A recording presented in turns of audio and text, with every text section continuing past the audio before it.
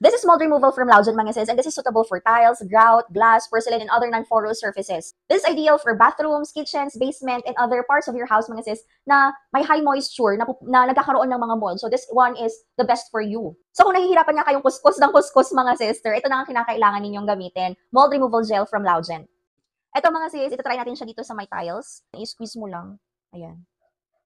So ito, pwede mo daw siyang iwan for 2 to 10 hours. Medyo mahirap na tanggalin yung molds mga mima. Mas patagal nga yung mas pagbababad niya. Ayun. So ayan mga mina, ibabad na nga natin. Ayan.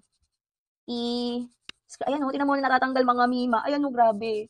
Sobrang daming molds na naiiwan dyan mga sis na kinakailangan tanggalin natin. And mga sis, ayan o, tingnan ninyo. Dito pala na part, naubos na yung grout mga mima. Kaya wala na kayong makikitang color brown. Pero tingnan ninyo mga sis, nalinisan yung mga part na may grout pa. Dito kasi, semento na siya mga mi. Ayan o.